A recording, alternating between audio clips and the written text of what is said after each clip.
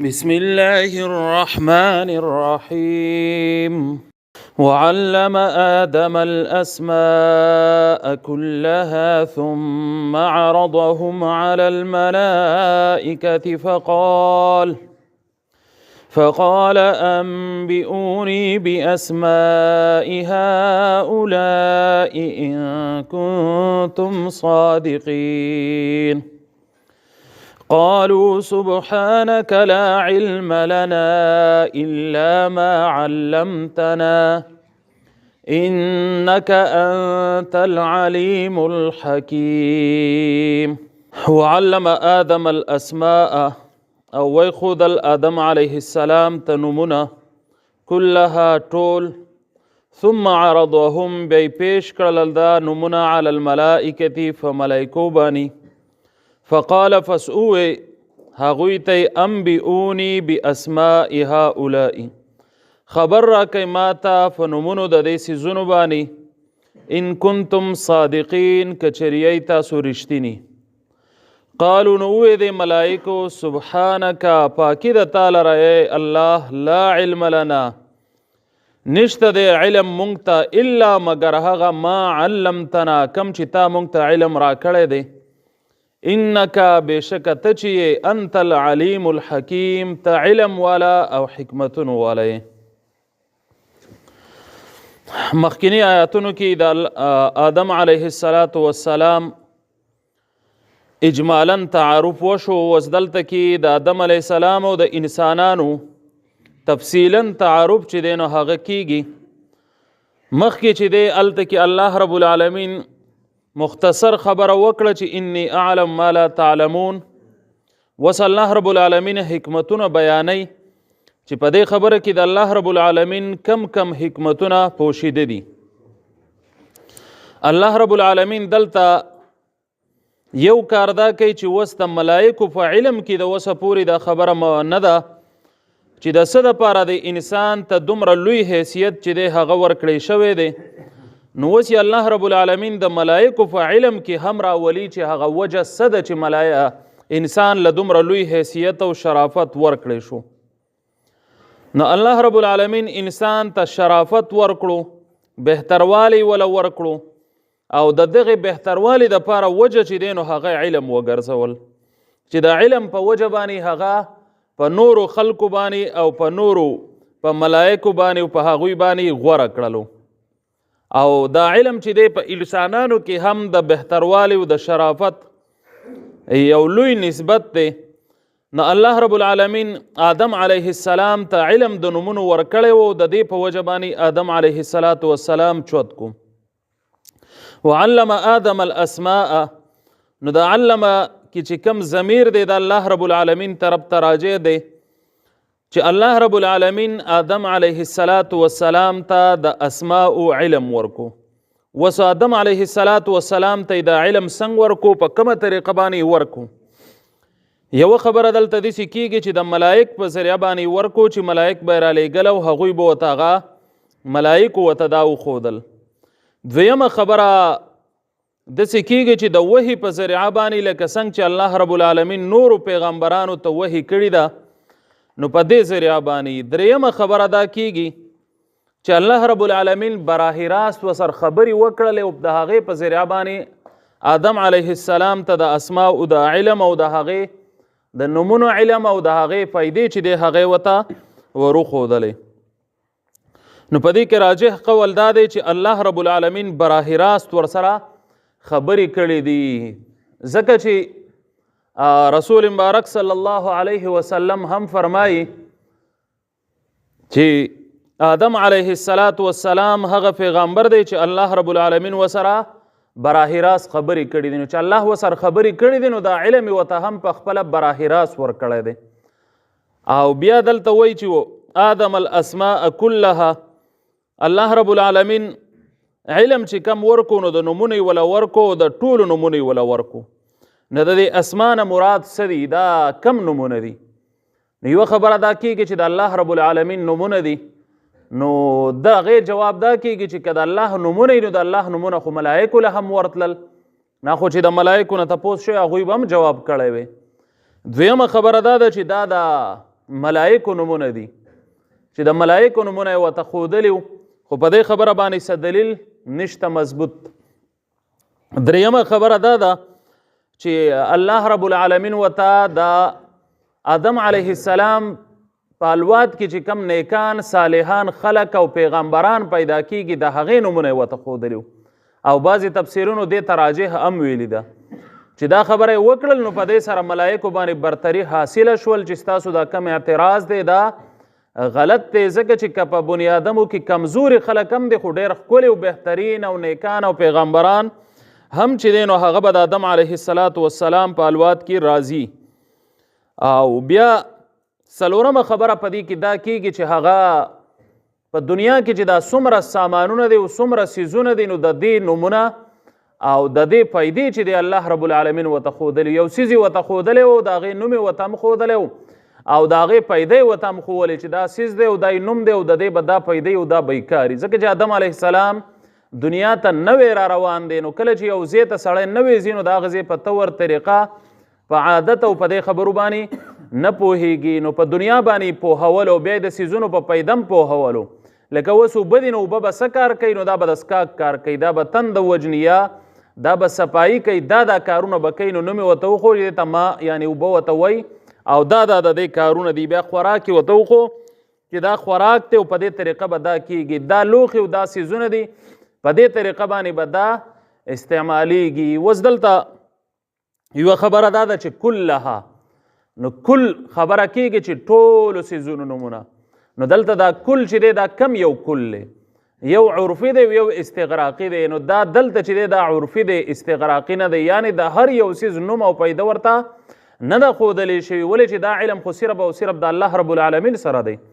خو دا عرفي کل دی چې کله کله الله رب العالمین هم داسې وایي لکه د بلقیس باره کې چې وایي واوتیت من کل شی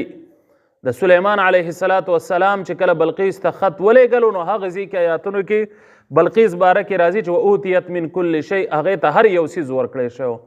نو هر یو څیز خو ورته نه ورکړی شوی د دنیا خو دا کل چې دی دا عرفي دی یعنې ډېر څه ورته ورکړی شوی نو ځکه د کل لفظ ورله استعمالیږي لکه مونږ وایو پلانکي سړي ته د هېڅ څیز کمی نشته نو د هغې مقصد دا نه چې ګنې په دنیا کې څه هم دی چې د دې کمی ورته نشته خو مطلب هم دی چې ډېر څه ول الله رب العالمین ورکړي دي نو داسې خبرې نو دلته دا کل چې دی دا عرفي دی چې الله رب العالمین د هغه د ضرورت څیزونه او د هغې پیدې او د هغې نومونه یې ورته ښودلي وو. ثم عرضوهم بیا الله رب العالمین دا پیش کړله په ملایکو باندې کله چې هغه ته دا علم ورکو نو د دې علم نه بعد دا بیا په ملایکو باندې پیش کوي علی الملائکتی په ملایکو باندې کله چې یو سبق وویلی شي نو د هغې پسې څه کېږي امتحان پسې کېږي تپوس پسې کېږي نو دا اوس د الله رب العالمین هغه امتحان دی په ملایکو باندې چې دوی په دې خپله خبره کې څومره رښتونې دي نو فقاله بس الله ورته وویې انبئوني خبر راکئ ماته باسماء هؤلاء په نومونو د دې څیزونو باندې الله رب العالمین ورته وویې ملایکو ته چې اوس ماته خبر راکئ د دې څیزونو تاسو د دې څیزونو باره کې څه وایې لکه عبدالله ابن عباس رضی الله عنه فرمای و آدم علیه السلام ته د دنیا د څیزونو علم ورکړی شو تر دې چې د سمسۍ او کټوۍ یا سمسۍ او دیچکي پتیلې علم ورله هم ورکړی شو د دې نومونه ورته هم وښودی شو پیدا ورته هم وښودلی شوله نو چې ملایکو ته الله رب العالمین اوس مثال ووایي دې څیزونو ما ته ووایه نو ملایکو د سمسۍ سره څه کار دی او د پتیلې سره یې څه کار دی بلکې د دنیا د اوبو نه هغه څه خبر دی او د خوراک نه څه خبر دی او د زنانو د پیدو نه څه خبر دی ځکه چې د هغوی تفصیل مخکې بیان شو د هغوی د دې خبرو سره تعلق نشته ملایکو ته نه د خوراک ضرورت شته دی نه ورته د څښاک ضرورت شته دی نه د هغوی شهوت شته دی نو چې دا خبرې نشته پکې نو هغوی ته د دې ضرورت هم نشته دی نو ځکه په دې خبرو باندې نه دی پوه الله رب العالمین د هغوی په فطرت کې دا خبرې چې دی هغه نه دی اچولی د دوی په فطرت کې دا خبرې نه دی اچولی دا علم د هغوی دپاره مشکل ځکه دی چې ضرورت ورته د دې خبرو نشته دی او د الله رب العالمین مختلف مخلوقات دی د الله رب العالمین په دین او په تقدیر او په دې بعضې مسلو سړی د دې ځای نه د بعضې ټکو نه پوه هم شي چې اوس ملایک دومره پوهه دي خو اوس سمسۍ او کټوۍ او د دې خبرو سره د هغوی تعلق نشته یعنې د دنیا څیزونه چې دا څومره دي نو اوس د دې څیزونو سره د هغوی تعلق نشته ځکه دې ته ضرورت نشته دی نو الله رب العالمین دومره لوی مخلوق پیدا کړی خو د دومره وړو وړو څیزونو نه هغوی سو ناخبره او په دې څیزونو باندې هغوی پویه نه و. نو فقال انبئوني، الله ورته وویل چې ما ته خبر راکئ باسماء هؤلاء، په نومونو د دغې څیزونو باندې، ان کنتم صادقین، که چېرې تاسو رښتینی، یعنی که تاسو په دې خپله خبره کې رښتینی یئ چې دا تاسو مخکې خبره وکړله چې د انسان پیدایش ته څه ضرورت دی، مونږ خو ستا تسبیح بیانو، ستا حمد بیانو، صفات دی بیانو، ستا د ذات دپاره پاکي بیانو، او د هر نقص نه تا پاک ګڼو په ذات کې هم او په صفاتو کې هم، نو څه ضرورت دی؟ یا دلته یوه خبره بله کېږي، صادقین کله کله دا صدق چې دی دا د کذب په مقابله کې، د دروغو په مقابله کې، خو کله کله داسې نه، یعنی دلته کې وایي چې دینه مراد دا دی چې رسیدونکي، یعنی که یی تاسو د خبره باندې رسیدونکي، کله کله د خبرې ته رسیدل چې دی هغه صحیح مشکلي. نو وایي د ملایکو یوه خبره کړې وه، دوی داسې الفاظ ویلي و چې الله رب العالمین به زموږ نه بهتر مخلوق نه پیدا کوي او زموږ نه زیاته پوهه به بل مخلوق له نه ورکوي. نو ملایک خو داسې مخلوق دی چې هر وخت الله رب العالمین ته تسلیم دي، خو د الله رب العالمین لویه خبره چې دی دا د هېچ چا نه خوښېږي. الله رب العالمین دې زموږ او ستاسو د تکبر نه حفاظت وکړي. لویه خبره الله رب العالمین د چا نه خوښوي، ځکه الله پخپله لوی دی او لویي او تکبر ورسره ډېر زیات دی، نو د بل چا سره تکبر نه مني. او الله رب العالمین داسې رب دی چې د هغه سره عاجزي، ذلت او خواري او کمزورتیا دا ورسره بالکل نشته. نو چې دا نشته نو دا ورته ډېره زیاته خوښوي. د چا سره چې کم څیز یي هغه یې صحیح، کم چې ورته ډېر یي هغه یې نه یې خوښه، او کم چې ورسره نه یي نو دا سړي ته ډېر زیات خوښي. نو الله رب العالمین سره تکبر ډېر دی، لویي او شان او بادشاهي دی ډېره چوته ده. نو الله رب العالمین د انسان تکبر او دا بالکل نه مني، د یو مخلوق هم نه مني. نو دوی دا خبره کړې وه چې زمونږ په شان زمونږ نه بهتر مخلوق یا زمونږ نه زیات پوهه مخلوق الله رب العالمین نه پیدا کوي. نو الله ورته اوس هغې ته اشاره کوي چې ان کنتم صادقین، تاسو ویلي و که نه چې لکه زمونږ نه پوهه به هم نه او بهتر به هم نه، اوس تاسو ووایه چې څنګه چللی په دې خبره باندې تاسو یعنی رسیدونکي نه یې دې خبرې ته رسېدی نه. نو دلته د انسان فضیلت په څه راغی؟ په علم باندې راغی، علم یې په هغوی باندې پیش کو، هغوی سره د دې خبرې علم نه و، نو هغوی په هغې خبره باندې څه شو؟ هغوی پې پوهه شول. قالو، نو د ملایکو ووې سبحانک، پاکي د تا لره، الله رب العالمین پاکي چې دی نو هغی بیان کړل، لا علم لنا، نشته دی مونږ ته علم. نو د هغې علم نه هغوی نفي وکړل چې د الله رب العالمین علم خو ډېر لوی دی، مونږ ته که علم دی نو هغه څونه دی الا ما علمتنا، څومره علم چې راله تا را کړی دی. لکه الله رب العالمین ملایکو له لوی علم او پوهه ورکړې ده، بیا انبیاو له الله رب العالمین لویه پوهه ورکړې ده، خو دومره پوهه یې ورکړې ده چې څومره الله رب العالمین غوښتي ده. الله هر چا ته دومره پوهه ورکوي چې څومره غواړي، یعنی یو مخلوق هغه داسې نه جوړوي چې ګنې هغه په هر یو څیز باندې پوره کړي. نو اوس ګوره دلته ملایکو ته هم د غیب علم نشته دی، پیغمبرانو ته هم د غیب علم نشته دی. اوس پیغمبران کله کله زمونږ پیغمبر صلی الله علیه وسلم پیشنګویانې کړي، د قیامت نښې او علامات یې ښودلې دي چې قیامت نه مخکې به دا کارونه کیږي، یا په دنیا کې به داسې داسې کیږي، دا مال به داسې کیږي. ډېر نښې بیان کړي دي. دی د کوم ځای نه بیان کړي دي؟ نو دی چې بیان کړي نو دا ورته الله رب العالمین ښودلې وي، کنې تپوس به د قیامت کېدو، قیامت راته بیان کا. رسول مبارک صلی الله علیه وسلم وته نه د قیامت څه نښې به بیان کړم، خو قیامت